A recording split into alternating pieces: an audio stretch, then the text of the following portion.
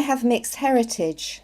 My mother was British Gypsy, Romani-Chal, and my father was a Welsh Gorger, non-Romani-Chal. They met in the hop fields in Bishop's Froom, on the borders of Worcestershire and Herefordshire. He had walked all the way from the Welsh valleys for work. My mother had travelled with her family, as she did every year. They fell in love and married a year later. This was my beginning. So it's no wonder then that when I travel to Malvern in Worcestershire, I feel a strong sense of belonging. From a cafe called the Kettle Sings, I can see the Herefordshire countryside, the hop fields and the Welsh mountains in the distance. I also feel a deep sadness at not knowing my father, who died when I was just 19 months old. He had kidney disease and died of acute nephritis on 14th of September 1957. The day before, he was lying in a makeshift bed in the sitting room of his childhood home, and I, only a toddler, was on his bed playing with a few toys. I don't have any memories of him, but I do have a sense of his love. At the time, my mother and I were living in Aberbargoed, a small Welsh mining town. My gypsy grandfather drove all the way to the valleys in his red lorry to pick us up and take us back to Middlesex, where we lived with my grandparents. Mum was pregnant at the time and my sister was born a few months later. My grandparents were allocated a small council house in the late 1930s.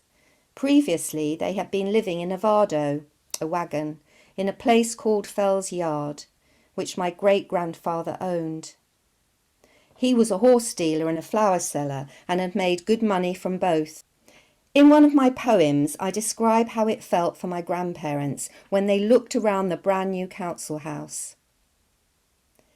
Amy walked into the hallway. Neither spoke.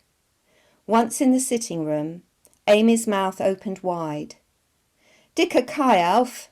He came to the door. "We could fit our whole Varda in here," she said. "This is just one room." That one room was where my sister and I entertained the family. We sang, danced, and I recited poems which I had learned at school. We listened to stories of life on the road, of hop and fruit picking, of peg making and flower selling.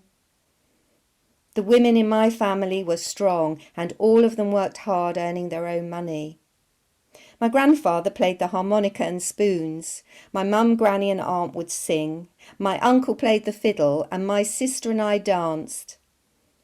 I love reading and writing, but there were hardly any books in the house, apart from a few Mills and Boons that my mother read.